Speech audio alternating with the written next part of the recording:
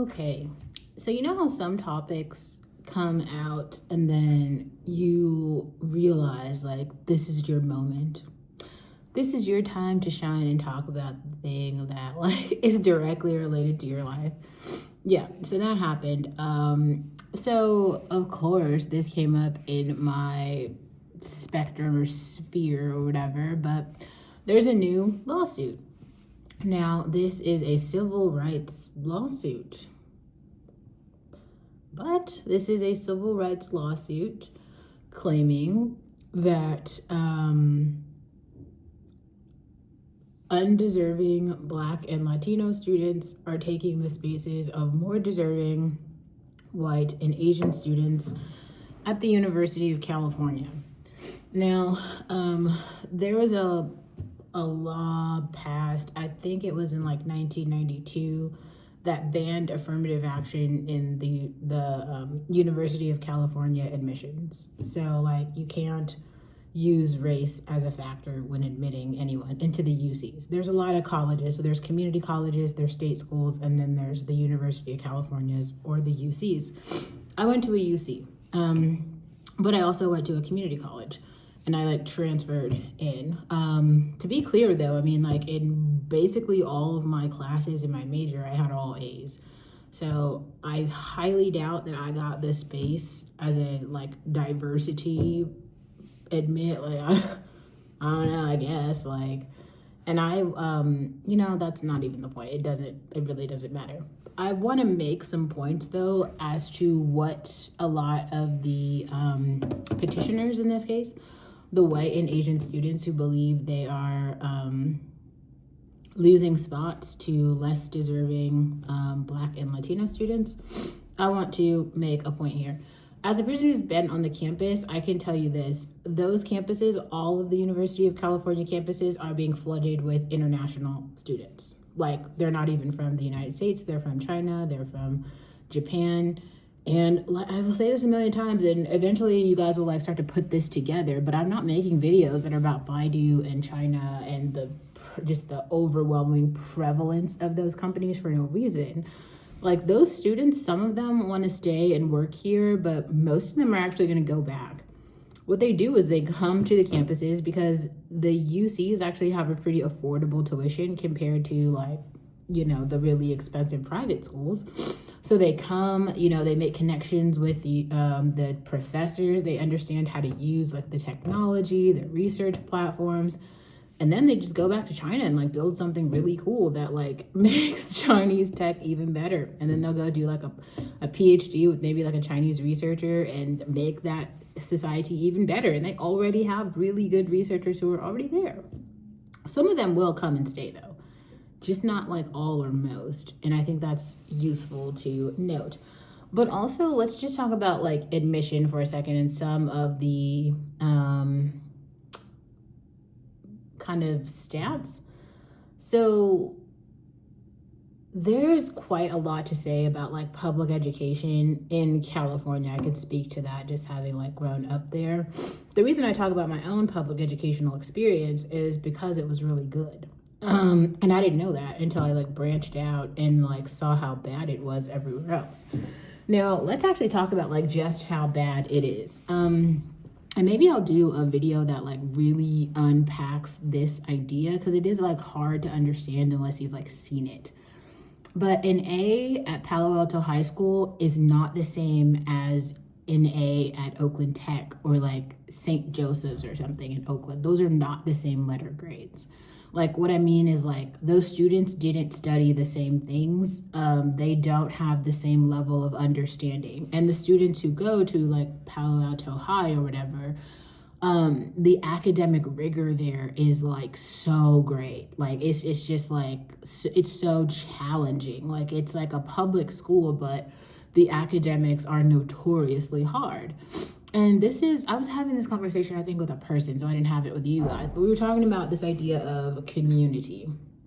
So, and kind of it's not the average of the commons, but kind of, because like, okay, if everyone around you is like super duper smart, like everyone around you, then like you're gonna be smarter because like like the median point of like all the other people around you. They're already like working so hard and they're so knowledgeable, right? As opposed to like if you grow up in a community where people don't have clocks or watches, they don't have jobs or money, like it's not going to be similar, because like you guys aren't orbiting in the same realm. This is why, like, another reason I think it's really useful for us to continue to be visible and just have our space.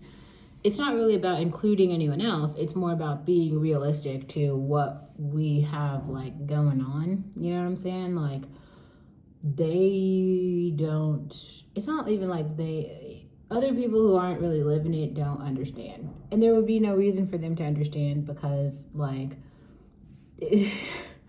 but let's talk about these like underprivileged students who are Black and brown who are getting into the UCs.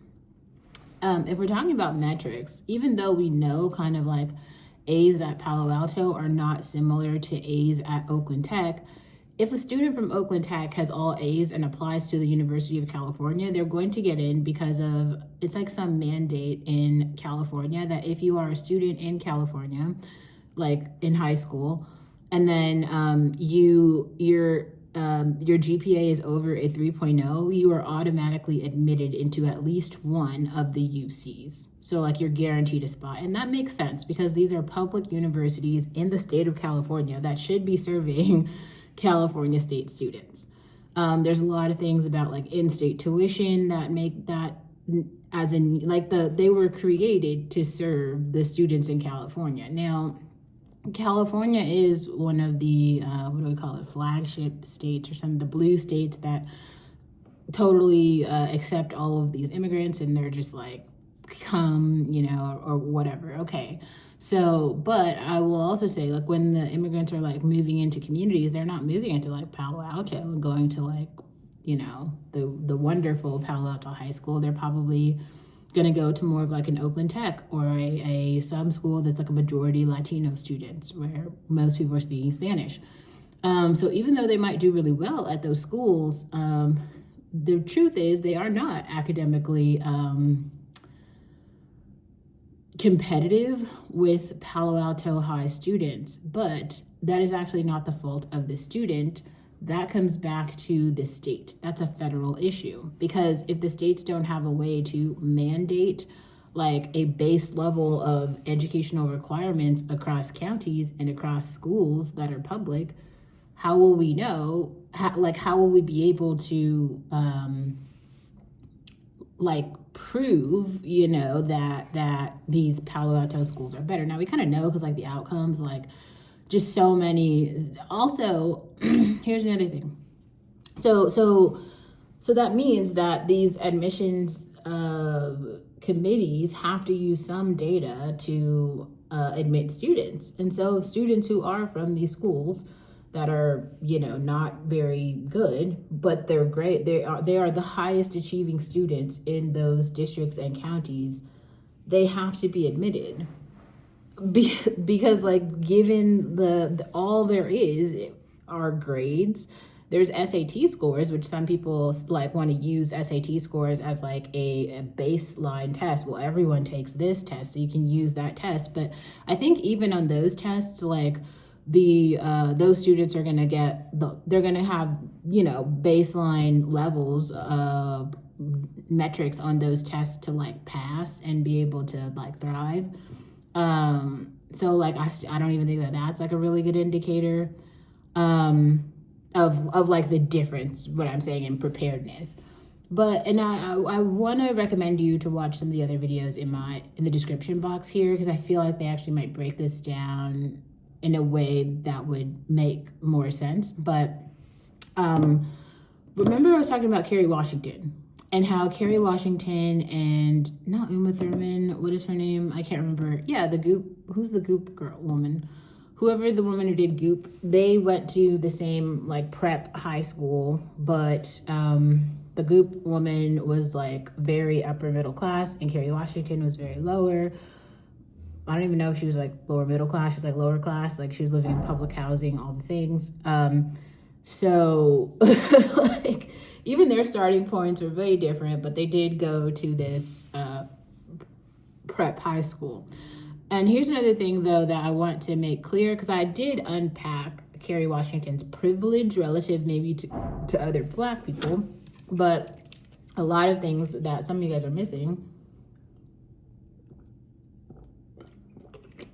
are upper middle class Black people who aren't really a part of any of those stories. The thing with upper middle class Black people is usually they will all know each other because there's just so few of us that it's just like, I don't know. The struggles are very specific. Like, imagine this. When I was in like middle school, I think, it was myself and this girl I was pretty close with. Both had kind of similar socioeconomic situations. I don't know if she knew that, but they were similar. And we were trying to figure out like how we would pay for these private schools that we wanted to go to. And there were some strategies that we like collectively came up with to use, like, oh, okay, dress like you don't have much money. So then the admissions committee will believe that you are like a lower class Black person, and then they will decide to give you more money. Because like usually if you are kind of, everyone feels empathy and sympathy for like ambitious and smart lower class Black people because they want to give them opportunities to succeed. But here's the thing, there's so few of them that like it's probably like 1 in 10,000 or something, like literally. So if that person even makes it to an interview, you know what I mean? If that person even makes it to a college application, if that person even makes it to a UC application, you would be surprised like how difficult that is. And I think that the plaintiffs in this case, like they have no idea about what that means. Like, and so like I'm just going from what I know, having I like kind of when I was in my career, I met a lot of people who did actually have stories like that. And like they're usually their profiles, they don't look like a bunch of extracurricular activities.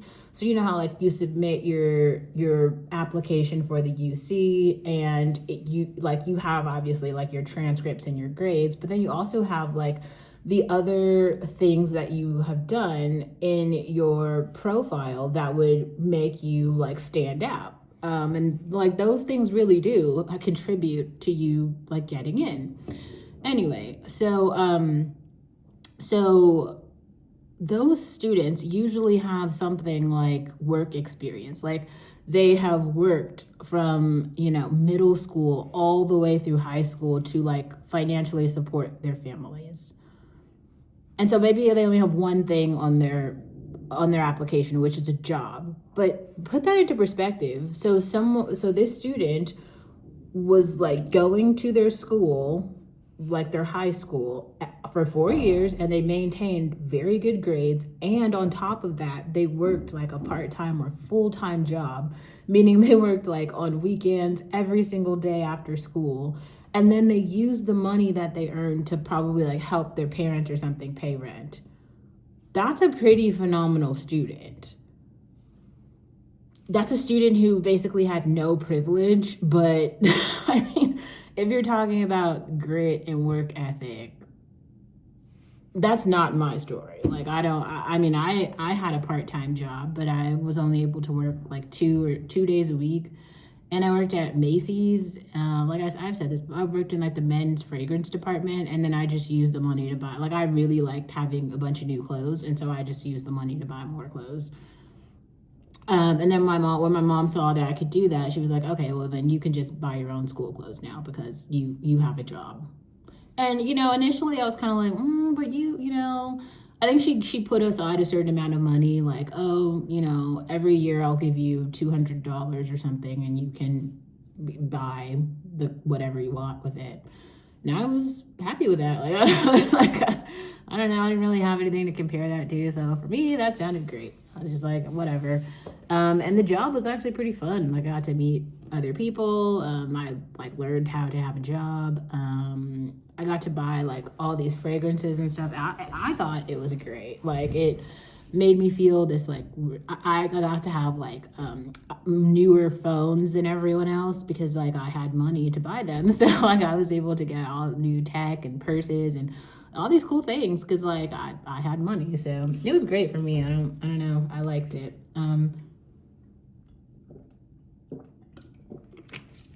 But like, I don't even know how to, if we really look at like, I feel like we don't need to like look at urban populations to try to understand what's going on because we have so many movies.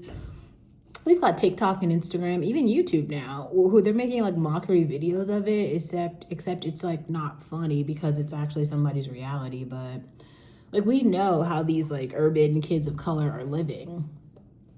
And then we also know how these like white and Asian kids who have an immense amount of privilege are living. And here, this is the thing I think that not everyone, that the plaintiffs here are missing.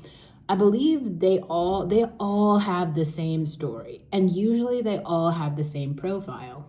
And if everyone, and I mean like everyone in an entire zip code has the same profile, you all aren't getting into the same place.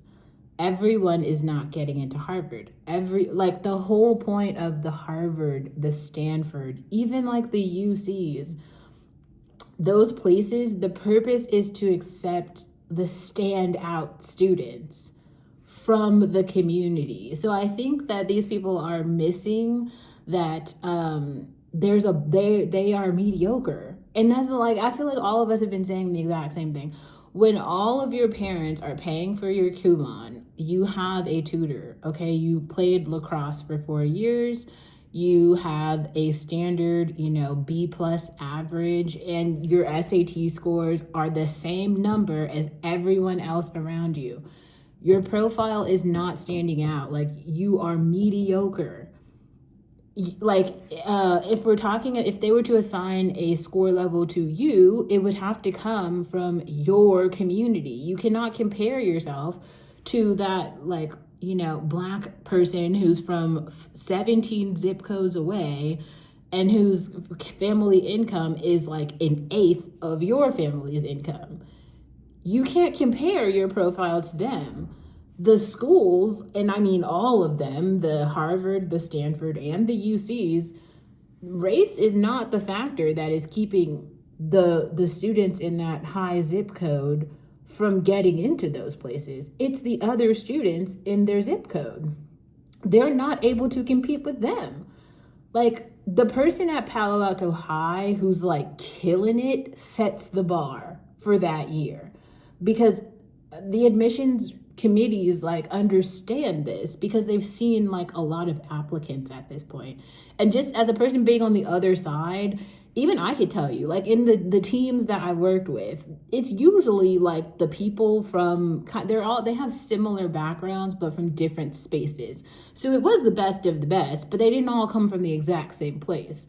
Like some people from, what is the school that I'm thinking of? It's like that private boarding school, and I'll put the link in the description box, but that one, no matter where I went, I kept meeting people from there.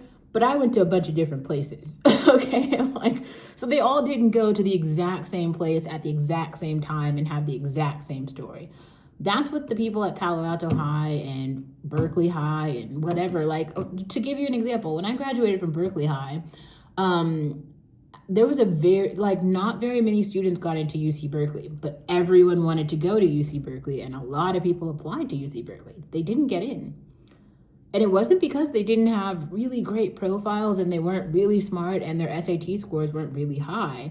It's probably that like UC Berkeley did not want a whole, entering class that was like mostly like Berkeley High students who have already had the experience of like living in this community and neighborhood.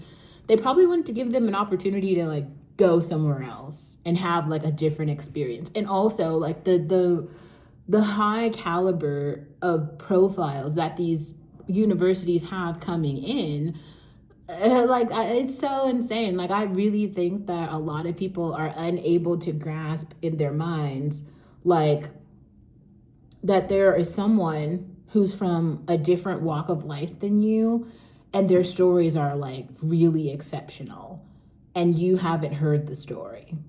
because all you've heard is like the story of the one person coming from severe poverty in a crack house, and then you've heard the story of like a really privileged white or Asian kid who's coming from Palo Alto High, and then you can't understand why like all of a sudden you get into the workforce and like nobody looks like either one of those, and you're like, I don't even understand. That's kind of what we're dealing with right now. And one of the really cool things about us having like these spaces is like we can exist in these like middle grounds, and they're not, it's not like those people are going to subscribe to me, right? To like we live in, we like orbit different worlds. And honestly, if the funny thing, I don't know, even if they won, what would they win? If we're being honest, like what would they win? Because like they still wouldn't get in. Do you guys remember there was like that white student who like didn't get into UC Davis, and then she like sued, and she was like, some like black student took my spot, and it so happened there was no black student who took her spot. Her application was not like good enough to get in. That was like the reality, right? But she was just like, no, I know people who have worse applications than hers. Like, what does that mean? Are you simply talking about the metrics that like, because this is also like an undergrad student who like felt this way. And these are civil rights complaints that are being brought up. Civil rights, right? And I thought we were talking about the end of DEI and the end of, like, we're taking away civil rights here. So why are they suing for civil rights? Why would you care about civil rights? Why do you care about that? They took it away. They banned affirmative action in California. So, like, what's the argument? The argument is actually racism. The argument is them, in their minds, legitimately not being able to understand how they aren't good enough because they have it all. What is it all? Like, no, dude. Some things are like not really measurable by a test. And that's why they have things like personal statements. That's why they ask you about like your extracurricular activities, and they ask you about like who you are as a person on the application, and they don't just snatch up they could get the transcripts from the high schools. They could just be like, just give me all your transcripts, because they were already in the computer, and they could just push a button, and then all the universities would have them and just start sending out letters to the students who had the highest grade. If that's what they wanted to do, they could do that. That isn't what they're trying to do. Like, no school is trying to do that. If you didn't know that, like, they're not trying to do that. They're trying to do something else. I really think that they're trying to like have great people on the campuses, and the people who didn't get in aren't great, and you can laugh and say whatever you want, but that's the reality. Like, here's something that's funny. So I had these neighbors, and the dad went to UC Berkeley, I think, and the mom went to UCLA, and like I was going to UC Davis at the time. Their kids, from what I understand, they have gone on to college. Now, none of the kids are in Berkeley, LA, or Davis, and when I was talking to the dad, he was like under this impression that like I couldn't have got into Berkeley. That's like he's kind of said it like under the table a little bit, like, oh, I don't think you would have gotten into Berkeley. And I was like, I mean, I didn't apply to Berkeley, so I don't know, but like, Also, I mean, I have a lot of friends who went to Berkeley Law, who went to Berkeley undergrad, or I should say people that I have known or still know now. I mean, I don't think that it would have been out of my reach to go to Berkeley. Let's just put it that way. Also, I think that Davis is a great school, and from what I understand, his kids didn't even get in there. So this idea that like getting into the UCs is just so easy, and it's just so like oh, there's gonna be my backup schools. Like, it's actually the more that I've seen, because I've seen, you know, the classes come after me. I'm not really sure who they believe are like these undeserving, unqualified, not very intelligent people who are applying. But I mean, let's be serious, because they're not getting in, and I don't think it's because I think it's more than anything else because of the law of averages. Basically, it's kind of like there are too many people who have their profiles They all are doing the same things. That's what's crazy. Like, maybe just try something else, and it would really benefit. Having literal diversity in your own life, not of people, but of the experiences. Like, if in your own life you just had something that was like out of the ordinary, you would be able, like, your frame of mind would change in a way where you'd be able to see more of the world, because those are also international campuses. And what I mean by that is there are people from all over the world who are on the campuses already. Like, you're not going to stop that. Like, and also I wonder, like, do they think that they're smarter than the international students? Like, who do they believe that they're like that much? I don't know. I really wonder. But the other thing I wonder too is we're talking about like a free market. Like, if these applicants are so great, they would have had these offers from so many other places that it would just be like, okay, well, I'll just go to the other school that with my all-star record, I will go to the other school that's across the street or in the other, like, you would have all of these offers and you don't. And like, you cannot blame that on, if we're being serious, like, African Americans in the United States are only 13% of the population, and so many of them are illiterate and in poverty that, like, they aren't applying to the UCs. The percentage who are applying to the UCs, just putting in the application, not even getting admitted, because not all the Black students who apply get admitted, if you're not clear about that.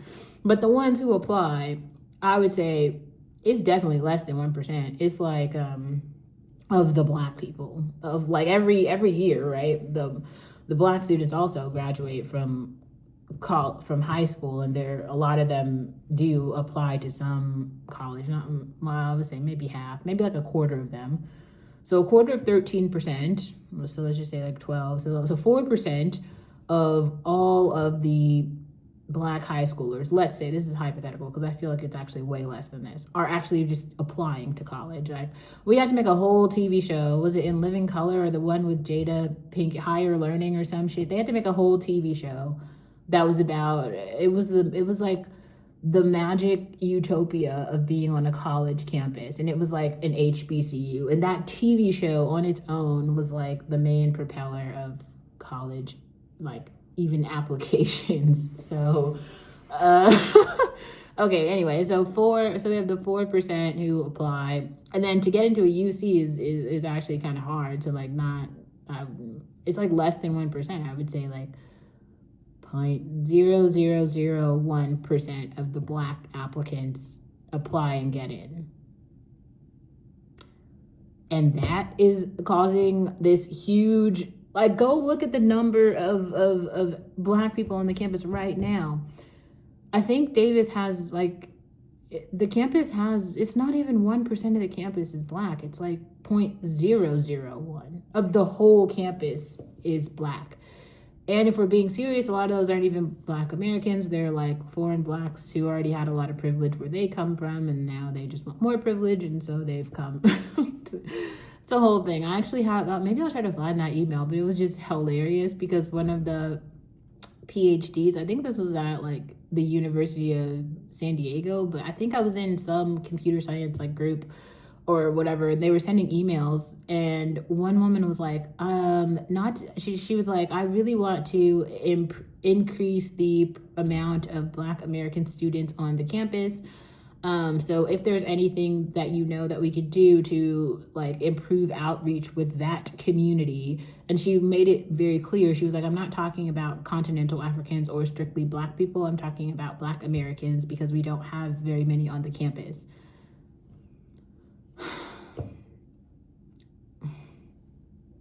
Like,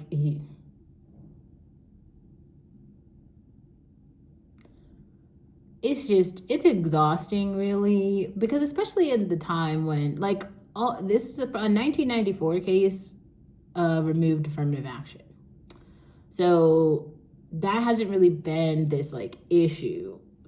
Like, no one is getting in to any UC if they don't meet the minimum educational requirements. Like, that's like actually against the law.